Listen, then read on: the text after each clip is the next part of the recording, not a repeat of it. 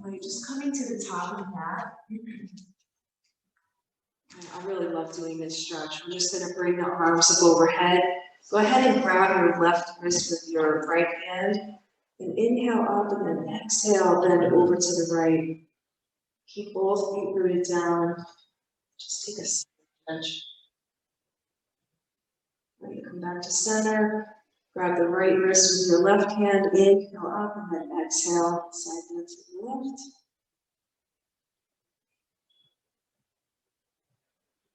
And then come back to center and just release the arms down.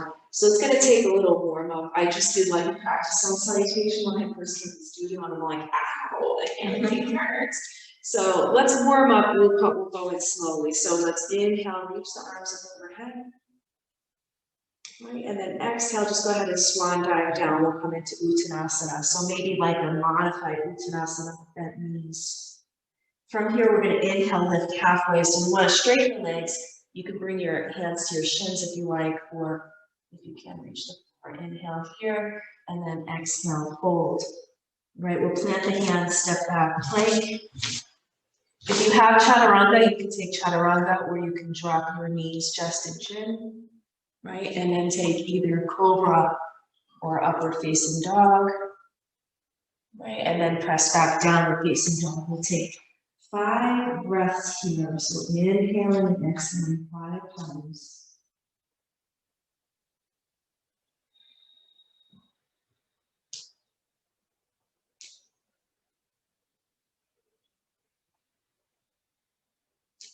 In your Ashtanga practice, they would say gazes toward the navel.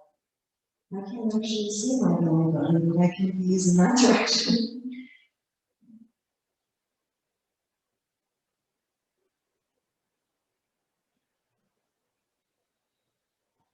Right, and after breath number 5, you can step to the top of the mat or you can hop.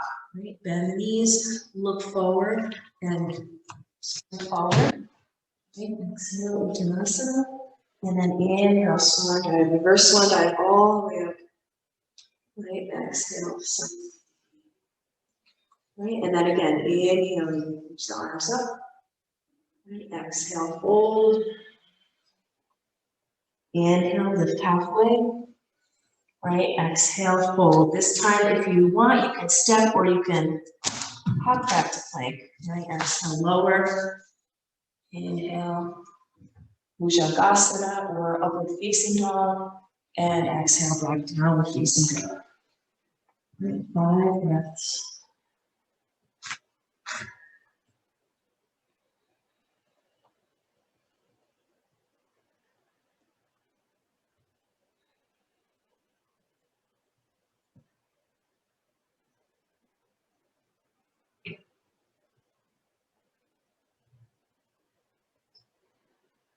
Right, bend the knees, look toward the hands, right? If you want to jump, go ahead and scroll forward, try to land quietly like a ninja.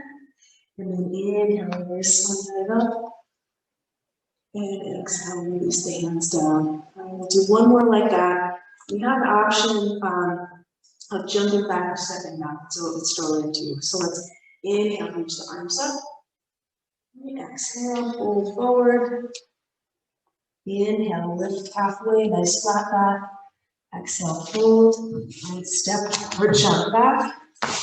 Lowering down. And then inhaling into your back bend, whether it be upward facing or Bhujangasana. Exhale back. 5 breaths.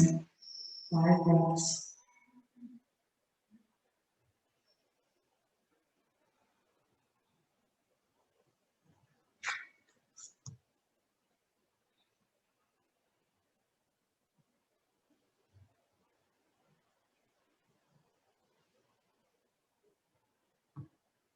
Right, knees look toward the hands.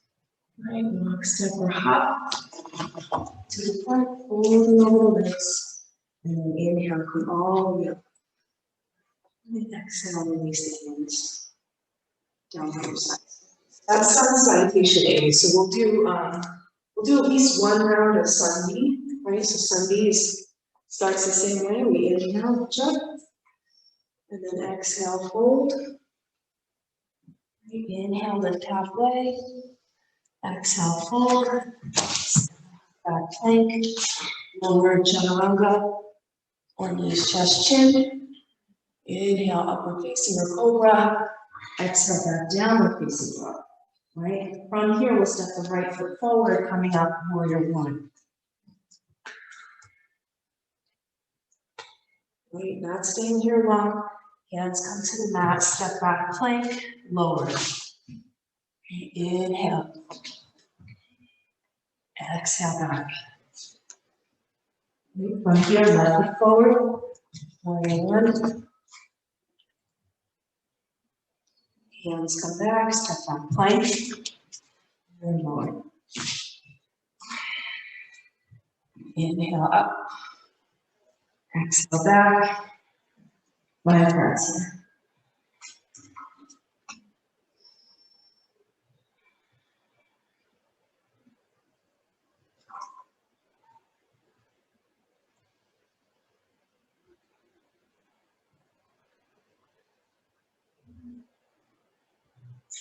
Bend the knees, look to the hands, walk, step, or hop to the front. Exhale, fold. Inhale, rise all the way up. Exhale, hands down. I know that really gets the heart pumping, but we're going to do one more round. Inhale up. Exhale. And then I'll tell you guys a story, fun story. Inhale halfway, right? If you want, you can actually jump back into chaturanga and then come into upward facing dog. Exhale back, downward facing dog. Right foot forward. Warrior one. Hands come back. Plank. Lower. Taking Vinyasa back to downward facing dog. And left foot forward. Warrior one. Again, stepping back. Take your flow. And back to downward facing dog. You guys can take 5 breaths here. So there's a story of warrior 1, 2, and 3 are called Vinyasa.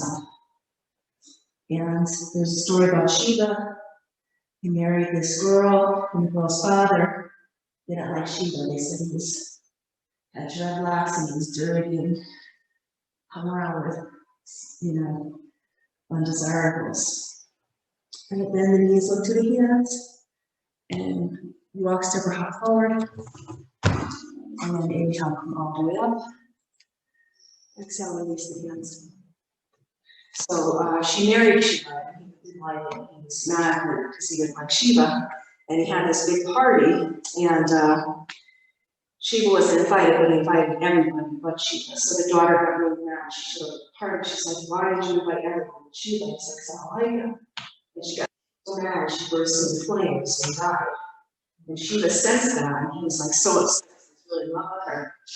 He cut off one of his dreadlocks and he threw it down from the heaven or wherever he was, and it manifested this like scary dude named Virabhadra, a demon. And Virabhadra was supposed to like slay everyone in the party. And so Virabhadrasana 1 is this, right? So a lot of people try to do a back bend in warrior 1. Warrior 1, the way I learned it is not a back bend, the arms come straight up. So Virabhadrasana took his sword like this, and then he brought it back like this, warrior 2, right? And then warrior 3, he chopped the head off of the father, right? So that's the story of Virabhadrasana 1, 2, 3. So I thought it'd be fun, so we can just kind of go walk through it. So yeah. So let's start here. We'll inhale, push the arms up. Right, exhale, fold. Right, inhale, lift halfway. Exhale, fold. Step or hop back to plank. Right, we'll take our vinyasa here. Right, whatever. Sometimes I get tired of chaturanga. Right, so from our downward facing dog, we're going to step our left foot forward. We're going to come up to warrior 1. Right, so reaching our swords to the sky. Right, and then open warrior 2. Sometimes you have to do that little adjustment with the feet. Right, and this is tricky, but we're gonna spin that back foot, so we're gonna come onto the ball of the back foot and bring the arms up like this. And if you want to take column measure, you can. Lean your weight into that front leg and try to take your warrior three here. Try to level off the hips so that the right hip is pointing down. Right, and then bring the hands to the floor. This is where our blocks will come in handy, which I probably should have mentioned before. We're just going to take Ardha Chandrasana, half movement. So my left toes are pointing forward, my left hand is going to be about a foot in front of my left foot and a little bit off to the side, right, to the floor, to a block. And then for me to find my steadiness, I like to bring my hand to my hip, and then I'm going to try to stack my right hip on top of my left, really pressing out through that right heel as if you're standing on that leg.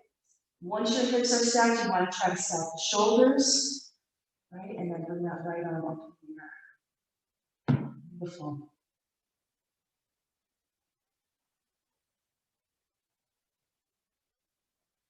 Nice, and then release the hands to the floor. While we're here, we'll just take a standing split. So maybe grabbing the ankle of your left leg and sending that right leg up. Right, and then we'll take a big step back with the right foot, and then that left knee. Right, coming back, plank. We'll skip the vinyasa, just head straight back into downward facing dog. Here.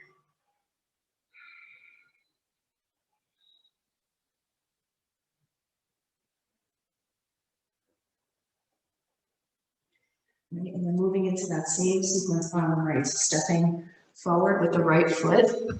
Right, plant the back foot down. Virabhajasana 1. Right, opening Virabhajasana 2. Right, and then kind of working into pivoting that back foot, bringing the arms overhead, shifting the weight forward, and lifting the back leg.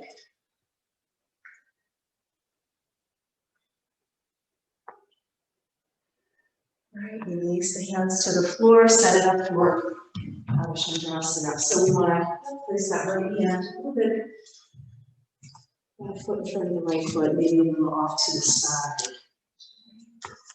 Work on stacking the hips.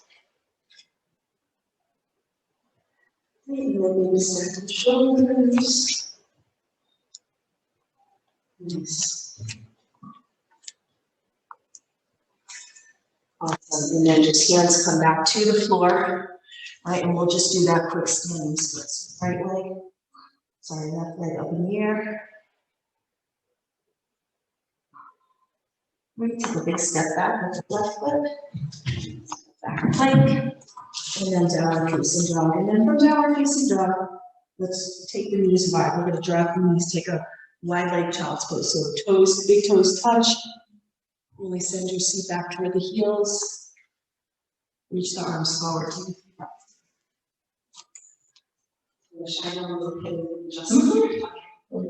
So just take it. Just take it.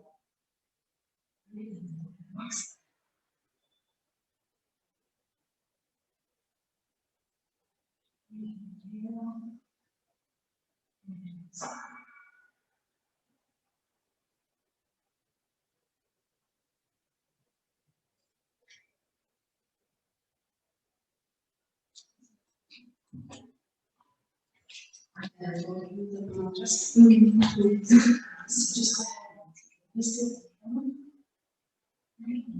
Next.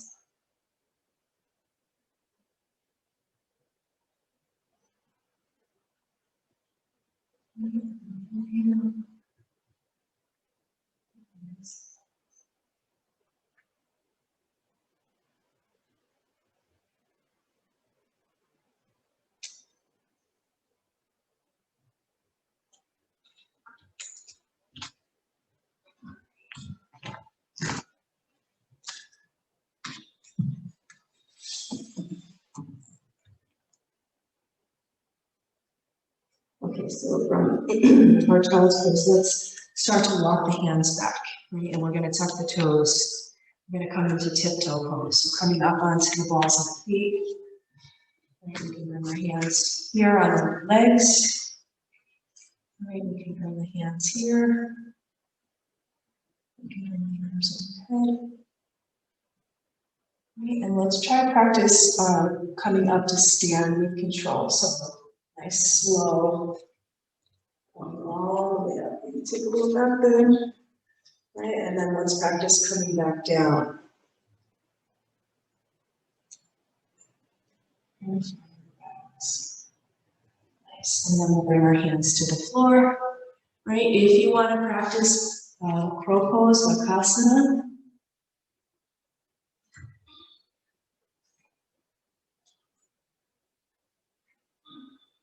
Right, it's really important to look about a foot in front of the hands. Thanks. Try to, that's great on you. I don't know how to do it. Yeah, no, that's beautiful. So when you come up, got a little bit more control, try to bring the toes to touch each other and try to squeeze them in towards your seat, like giving that energy.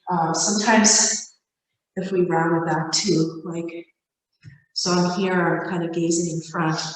The real trick is to try to get the hips up high enough, right? So once the hips are up nice and high, the feet kind of want to float up. And then you can strengthen it by rounding back and bringing the toes up and almost straightening the arms. I didn't realize that the toes could help. Yeah. Yeah, it just kind of compacts everything, makes everything lift more. Yeah. Try to squeeze the knees toward the arms, try to squeeze your arms on the insides. Yeah, good. And you know, once when we bring the hips up nice and high, our face is looking at the floor, like the floor is saying, "Hey, I'm giving you a kiss," you know. Face plants are real. My friend face plant. Oh yeah, I used to practice in my living room with like a great big couch cushion in front of my sofa and landed out, you know. And once you start working on, this was really hard for me, but once I started holding crow and mastering crow, I don't even know if I can do it, is to shoot back. And that's where it's like, where did it come from? I'm like, is it core, is it what? And if you kind of tip forward and then send the legs like you're going to shoot them straight up, they actually go straight back. So I don't know if you guys want to try it or save it for another. That's another day. Another day? Okay. All right. So, yeah, so while we're here, we can work on, let's just bring our left foot forward, right? And let's inhale our right arm up. We'll take a nice twist here. So try to aim for the outer shoulder to come across the knee, and then take the prayer shape with your hands, right? You might hear a little cracking or clicking of the spine, just kind of naturally aligning. Twists help us to come into alignment with our spine. So if you ever have pain in a twist, you never want to proceed with back bending. It means your spine's out of alignment and you shouldn't go further with that. And then release. And this one is called switcheroo asana. So you just want to switcheroo asana. Right, and then we'll go the other way. So we can left arm up, exhale. Right. Make it nice and empty. And you want to kind of peel the shoulder back at the same time. Yeah. So that the head is the spine is nice in alignment with yeah, beautiful. Just to tell you, this is perfect on you. Yep. And then go ahead and release. Right. And we can practice a little bit of side crow just for fun, right? I usually start like this on my toes, and then I'm going to turn as far as I can to my right. And ideally, I want to get my elbow about halfway between my knee and my hip. And then once I'm here, right, I can plant the hands down and maybe lift the legs up to the side. Do you mean your pressure to through? More pressure to the right, I guess. I'm sorry. And you lean your legs to the right as well. Yeah, so I'm going to, some people like to use their elbow as a little shelf here. So my one arm would be here, my other arm would be tucked in like this. Yeah, you kind of lean into it. And then maybe the legs wanna lift up a little bit. It's a little tricky. Sometimes the issue with side curl is just working on deepening your twist, you know? Because if you don't have a deep enough twist, I've had students that were plenty strong and plenty, you know, good at balance, but they just didn't have a deep enough twist and they couldn't get that. And you have to bend both arms too, which is another tricky part. Yeah, it's almost like you're using your arms as little shelves, you know, so this arm is bent, this arm is back, so the arms bend.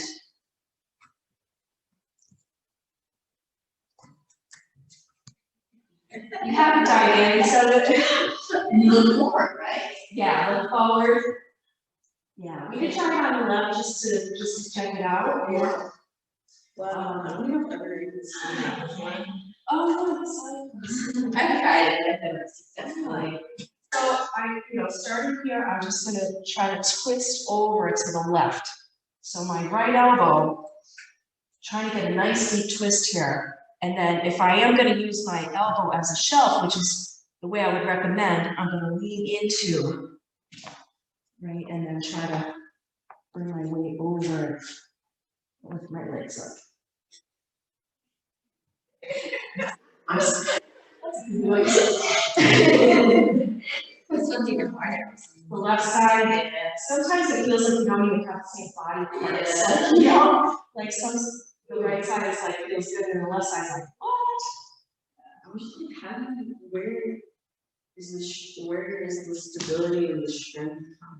So the stability and the strength is coming from being able to shift your weight, right? So it's a balancing act. Just like crow, you're shifting and kind of playing around with your body weight. You need to have equal weight on one side of the leg as you do on the other, right? So when you come here, my legs don't want to lift up here, but if I lean a bit more, right, and then they start to kind of just like, you know, it's like a balancing act. Right? So there's still like an even weight. Like Yeah. here versus here. Usually where people lose the pose is when you need to come closer to the floor. Because it feels like, oh my gosh, you know, I'm gonna hit the floor. I'm gonna, you know, the hips have to lift, have to come up. Enough. Yeah.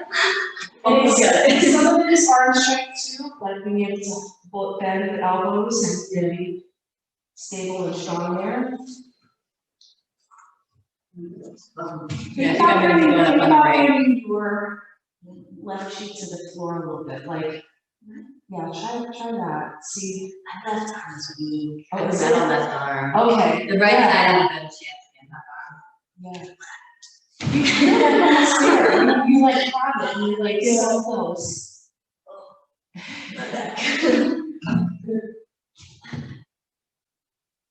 Yeah, you too, Alicia. You're right. This side I'm stronger. Yeah, most of us that are right down there can do this, they're not definitely on that, so. There's a little fear there that Yeah, of course, yeah, definitely. So, why don't we come onto our backs just a little bit, just kind of chill, take our 3 breaths in Shavasana.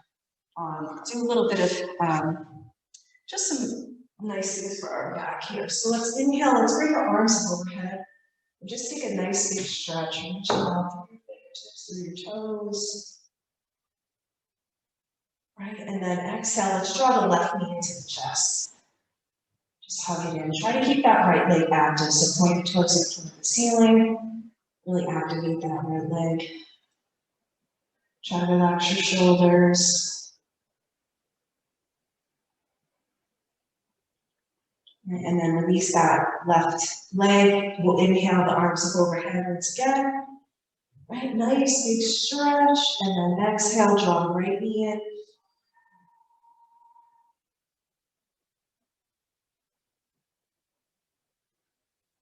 And then release the right leg. We'll grab one blocks. And let's come into a supported bridge. So this should feel really nice. We'll just bring the feet in nice and close to the seat. Go ahead and lift up.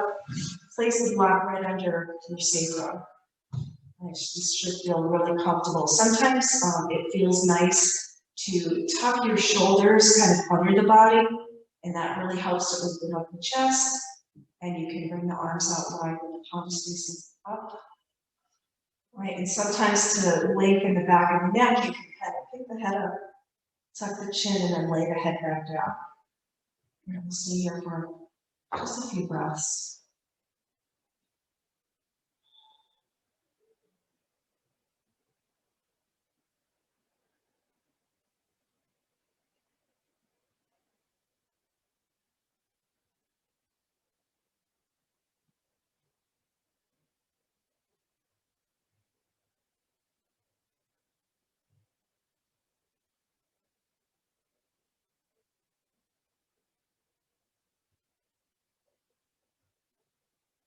And let's take a little inversion here. Let's bring the legs up in the air. So just bring the toes up toward the ceiling, and if you want, you can point and flex your feet.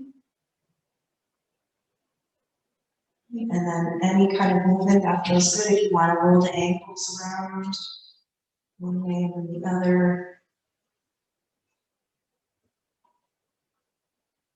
And then we can kind of hold this supported shoulder stand for just a few breaths. You might just start to feel the blood kind of flowing in the opposite direction. We've got kind of tingling sensation or warming sensation in the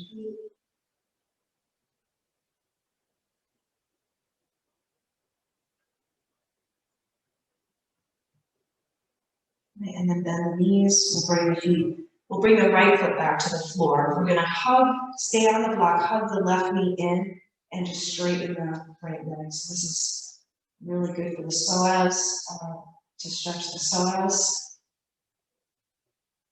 Right, the more you can hug that left knee, the more stretch you can feel on that right hip.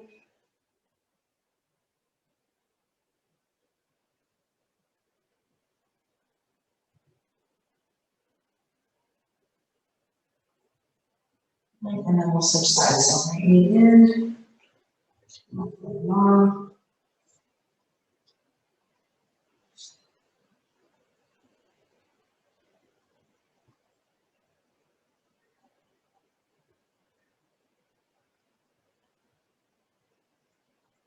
And then release, and we'll bend both knees and bring the feet back to the floor, back to our starting position. You want to be able to touch your heels with your fingertip, so they're not too far away.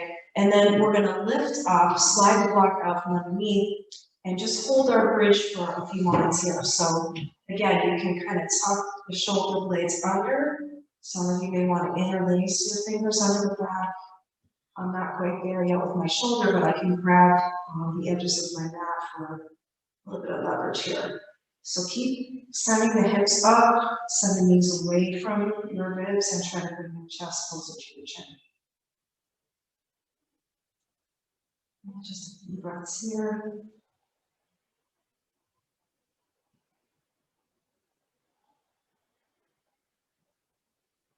And then we'll slowly come down. And sending the back down in little sections at a time. And then once the sacrum is all the way down, we'll take the feet a little bit wider and we'll just windshield wiper the legs from side to side. Right, so I'd like to show you guys, or have you come into a supported bridge, not with the block, but using our own hands.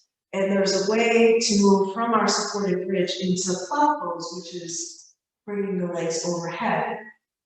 So again, this is just something to try if you wanted to, and if you didn't want to, you don't have to.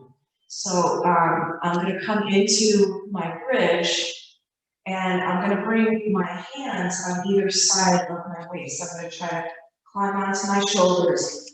Basically, my thumbs are like touching at my back, right? And I'm just kind of resting on my hands. Now you can stay here and just like enjoy the supported bridge, or you can come onto the toes, bring one foot a little bit more in the midline or the center, and lift up and over and come into your cloud pose. And you can practice coming back and forth. And coming down into your bridge. And if you kicked up with one leg, maybe try kicking up with the other leg. Right? Or not, if it's not something that you want to do.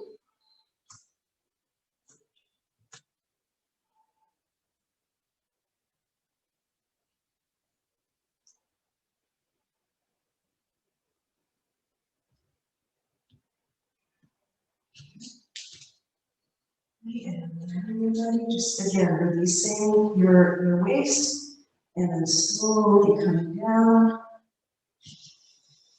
Right, this time when we land, we'll bring both knees into the chest. So up here, maybe rock from side to side.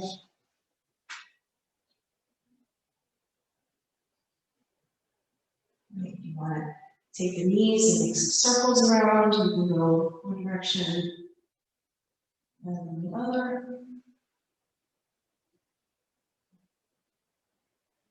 Right, and then we're going to work on some rigid core, which everybody loves.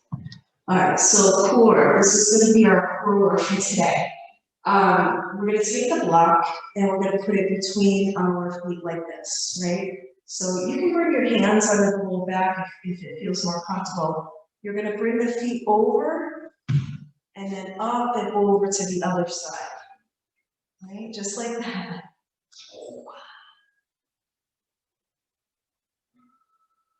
Try to do like 5 or 10.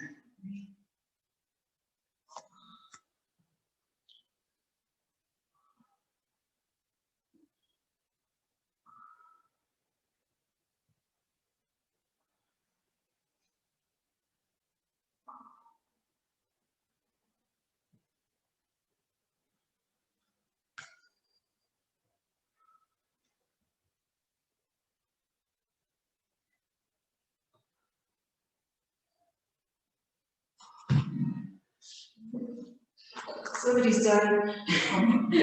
Just in return lower back. Oh no, okay, yeah, I have some issues. All right, and then we'll just set the block aside and we'll spend a few breaths in Supavasana. So bring the soles of the feet together, let the knees drop out to the sides. Right, arms can be wide away from the body, with the palms up, or maybe you want to reach the arms up overhead. If you want to make the stretch more intense, you can bring the feet in a little closer to you, right? Less intense, the feet can move away from the body. And we'll just take a couple of deep breaths here.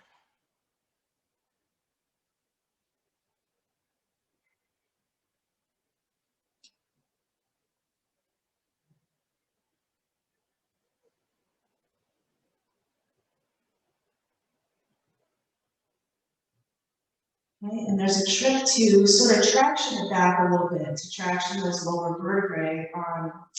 You can take your hands to the tops of your thighs and just very, very gently press your legs away. And what that does is it just offers like a little bit of a stretch for those lower vertebrae in the back to give them a little bit of space. Right, just kind of tractions, but you want to just be very gentle. Right, you may or may not feel anything. I tend to do feel something when I stretch like this.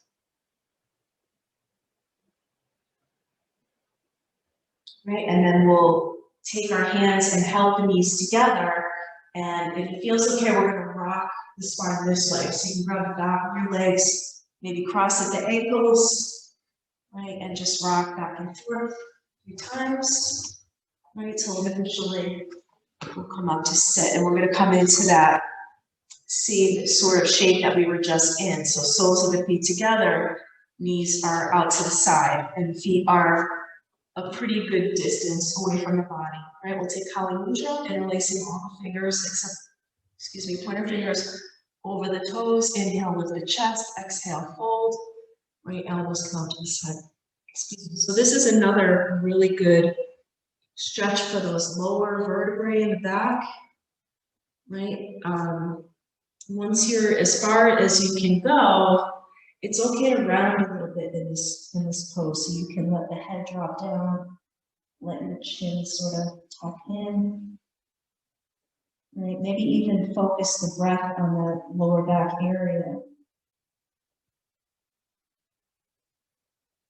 This is called Tirasana, star pose.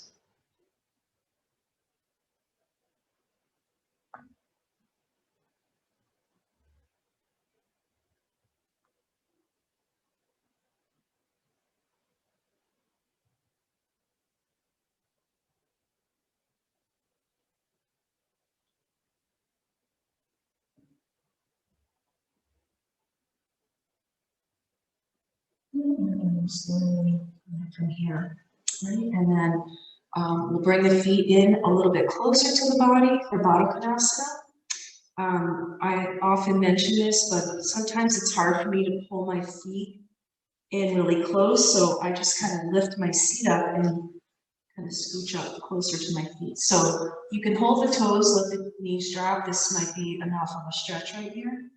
You can butterfly the knees a little bit. If you have like tight inner hips, this is going to be a little uncomfortable, but you can take a fold from here only if you want to. So if you notice my elbows kind of rest on my shins, I can actually use my elbows to apply a little bit of weight to my shins to open the knees a little more, right? But I'm just being very gentle here and just folding. It's almost impossible not to round into this fold. So it's okay to round in. And just breathe in here.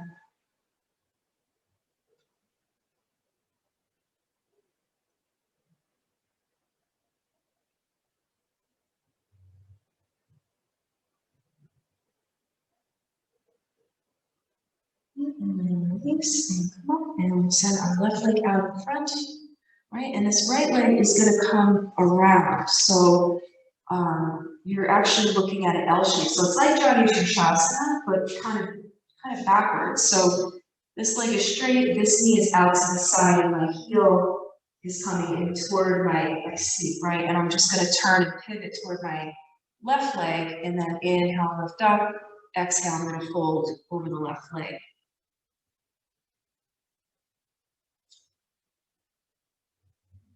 So it's kind of like a variation of Janu Shasana.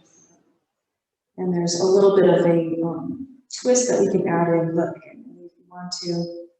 And then I want to end with pigeon tonight, I think, because that's going to be a good end this practice.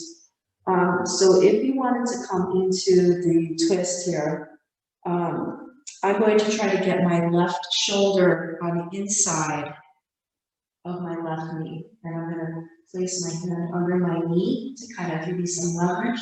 And then I'm going to open up my right arm to the side, and then maybe reach over in front of me.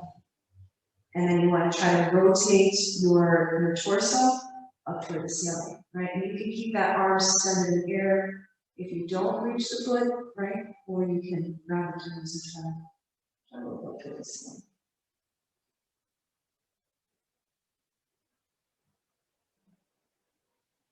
And then we'll just kind of release and face toward the floor, and slowly walk our way out. And coming back, and then we'll switch sides. So right leg comes out in front, left foot comes back. And it's the same thing. You want to try to square over your right leg. Inhale, lift up, and then exhale, right, folding over the leg.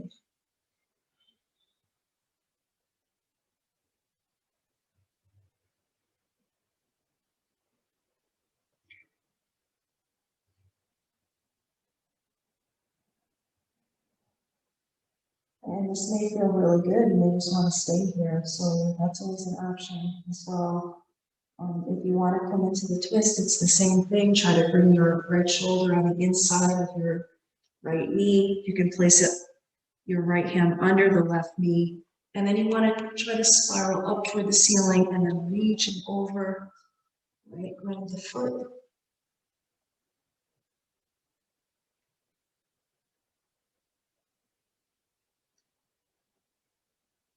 right? You're kind of pressing that right elbow into the floor to help the torso kind of spin up toward the ceiling.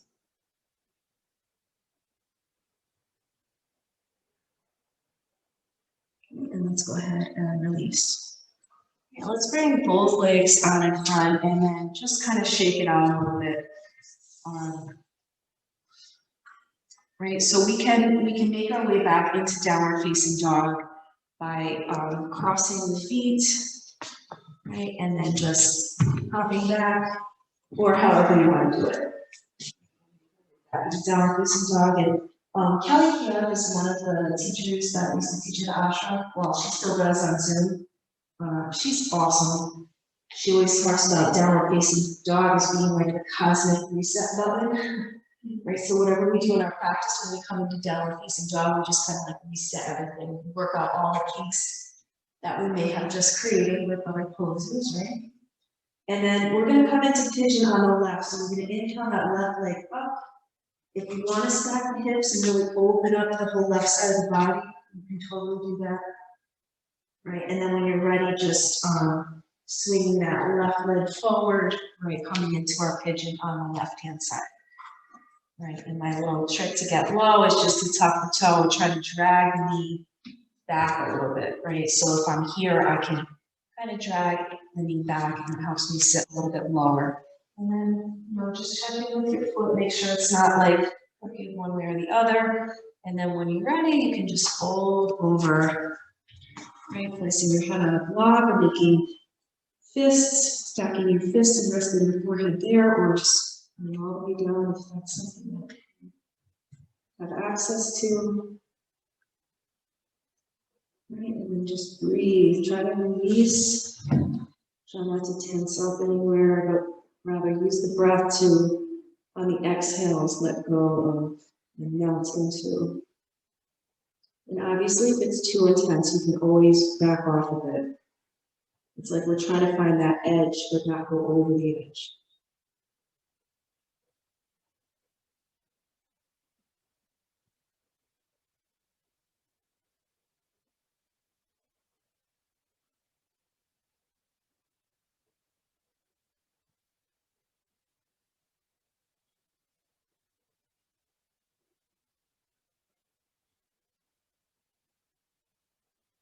Shoulders are nice and relaxed, and just paying attention to what your jaw is doing. Because the hips are connected with the jaw. Sometimes when we stretch the hips, we clench our teeth. So just relaxing the face, the jaw, relax the shoulders.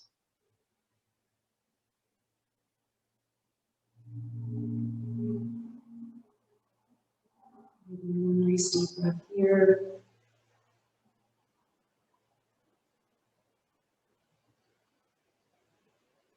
And you can start to press up on your hands. I feel like that's a pose I could stay in for a very long time tonight. Right, so we can just kind of pick the knee up, right, send that left leg up and back. Feel free to take some hip circles around, get the blood flowing back into the hip and the leg. Right, and then when you're ready, just moving in on the other side. So just coming in how you like. Like if you wanted to, right, stack that right hip on top of the left and really open up the side leg first.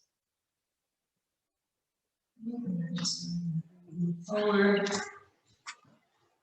Finding your positioning here. Right, some schools of yoga teach to bring your shin parallel with the mat, like this kind of thing. But I'm not a big fan of that, just because I can't do it for one. But I actually like to tuck my heel in toward my hip because I feel like it helps me to sit lower and it's more comfortable. But you know, everybody does it a little bit differently. And then just important to check in with the foot, right? And then folding over. So when we sickle the ankle, like if it's crooked, it actually puts some pressure on the knee. So we always want to try to keep our back foot nice and straight. And if that's hard, you can always just tuck the toes under as well. You can just here.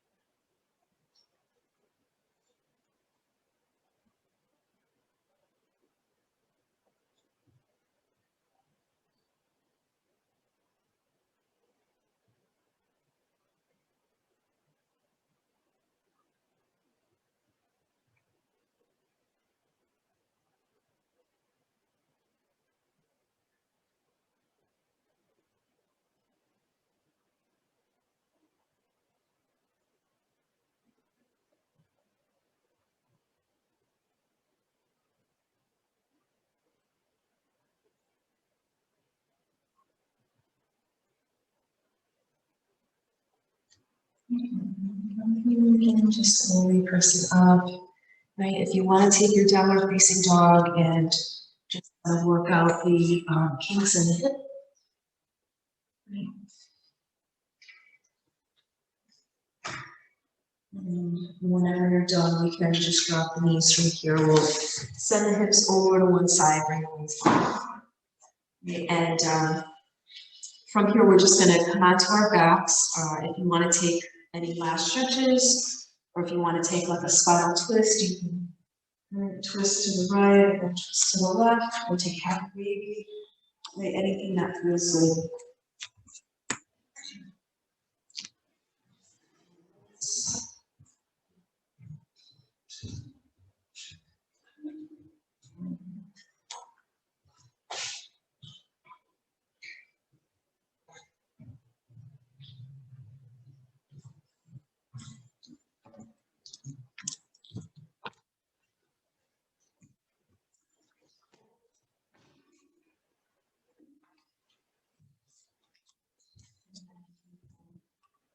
Get ourselves ready for Shavasana.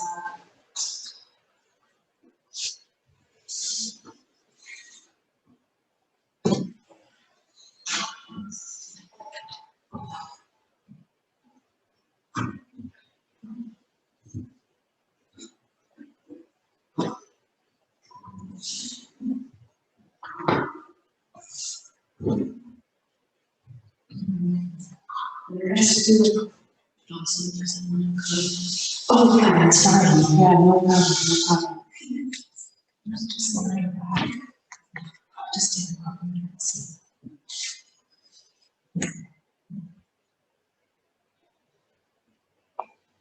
And just let the yoga sink into the body.